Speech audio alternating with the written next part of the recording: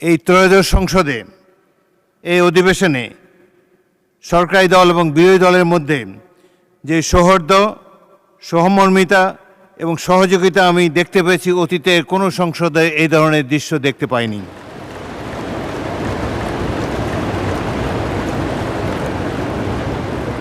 আমাদের সামনে গুরুত্বপূর্ণ হলো সংসদীয় গণতন্ত্রকে আরও শক্তিশালী করা, দেশের সার্বিক উন্নয়ন নিশ্চিত করা, আইনের শাসন প্রতিষ্ঠা করা এবং স্বচ্ছতা ও জবাবদিহিতা নিশ্চিত করা।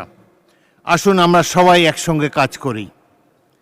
মতের ভিন্নতা থাকলেও দেশের স্বার্থকে সবার উপরে স্থান দেই। আমাদের কাজ ও আচরণের মাধ্যমে জনগণের আস্থা সুদৃঢ় করি। আমরা সংসদে একটি আন্তরিক ও সৌহার্দ্যপূর্ণ পরিবেশ প্রত্যক্ষ করেছি, যেখানে অংশগ্রহণকারী সকল মাননীয় সংসদ সদস্য সক্রিয়ভাবে আলোচনায় অংশগ্রহণ করেছেন। মাননীয় সদস্যবৃন্দ,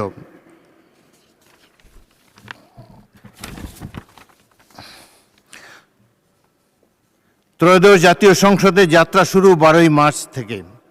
এবারে অধিবেশনে মোট বৈঠক দিবস ছিল 25টি, অধ্যাদেশ ছিল 133টি।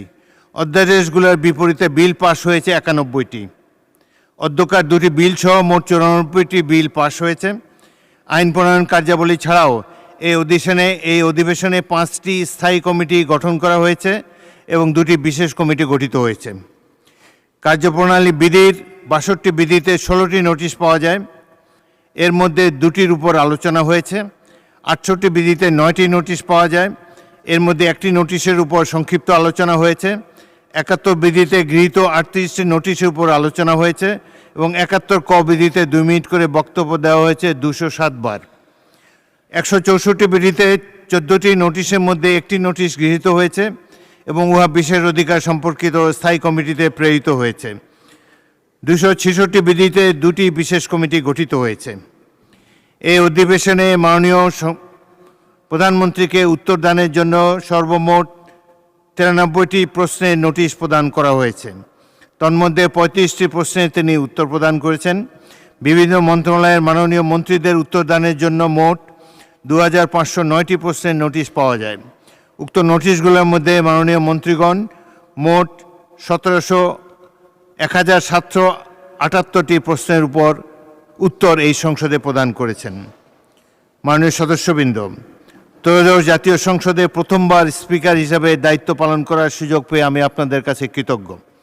সংসদ পরিচালনায় সরকার ও বিরোধী দলের সকল সদস্যের সহযোগিতার জন্য আন্তরিক ধন্যবাদ জানাচ্ছি। এই সংসদে মোট 220 জন সদস্য প্রথমবার সংসদ সদস্য হয়েছেন। এত সত্ত্বেও আপনাদের গঠনমূলক আলোচনা ও সহনশীল আচরণ আমাকে মুগ্ধ করেছে। আইন প্রণয়ন প্রক্রিয়া সহ সংসদীয় অন্যান্য কার্যক্রমে আপনাদের সহনশীল আচরণ ও গঠনমূলক আলোচনা আমাকে অভিভূত করেছে।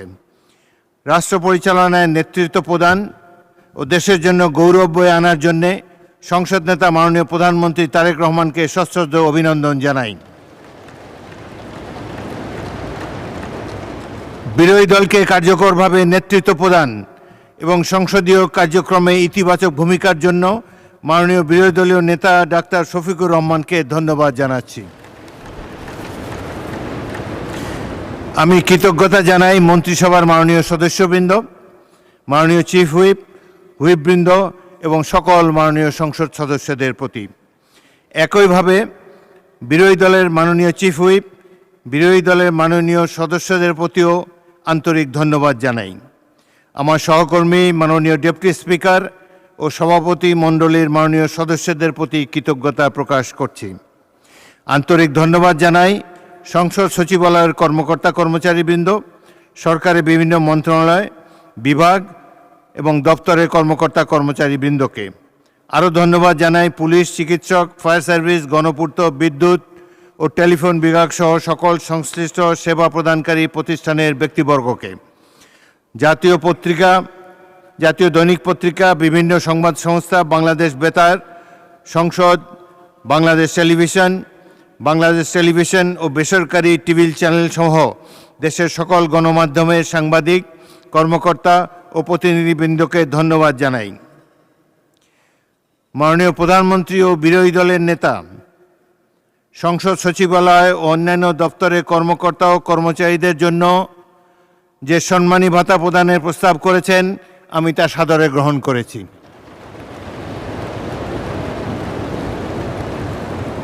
মাননীয় সদস্যবৃন্দ, মুক্তিযুদ্ধ ও জুলাইয়ের চেতনায় করব কাজ, গর্ব দেশ, এই প্রতিপাদ্য এবং সবার আগে বাংলাদেশ রাষ্ট্র পরিচালনার এই মূলনীতি সামনে রেখে আমাদেরকে এগিয়ে যেতে হবে।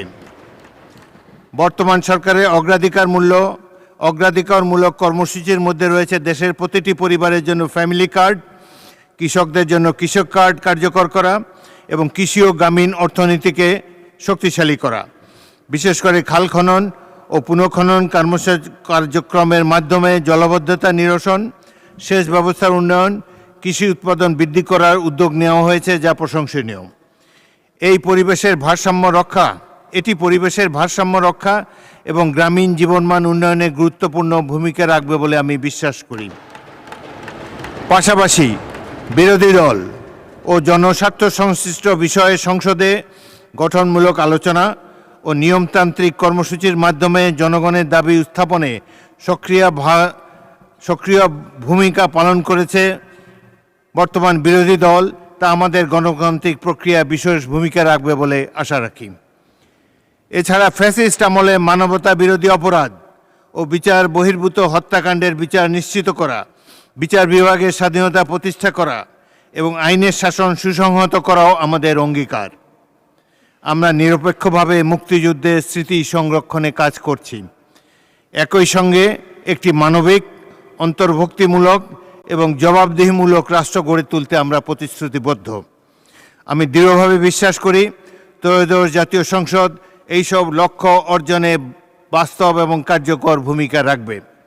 দেশ ও জাতির অব্যাহত সুখ ও শান্তি কামনা করে, সমৃদ্ধি কামনা করে এবং আপনাদের প্রতি সশ্রদ্ধ অভিবাদন ও আন্তরিক শুভকামনা জানিয়ে আমি প্রথম অধিবেশনের সমাপ্তি সংক্রান্ত মহামান্য রাষ্ট্রপতির আদেশ পাঠ করছি। বিজ্ঞপ্তি।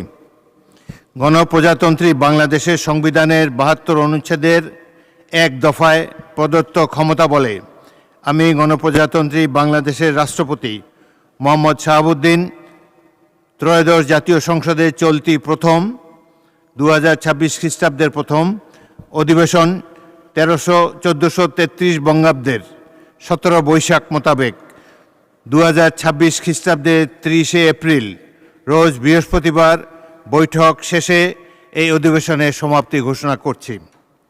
মোহাম্মদ শাহাবুদ্দিন, রাষ্ট্রপতি, গণপ্রজাতন্ত্রী বাংলাদেশ, ঢাকা, ১৪ বৈশাখ ১৪৩৩, ২৭ এপ্রিল ২০২৬। মাননীয় সদস্যবৃন্দ, ত্রয়োদশ সংসদের প্রথম অধিবেশনের সমাপ্তি ঘোষণা করছি। আপনাদের সবাইকে ধন্যবাদ ও কৃতজ্ঞতা জানাচ্ছি। বাংলাদেশ জিন্দাবাদ।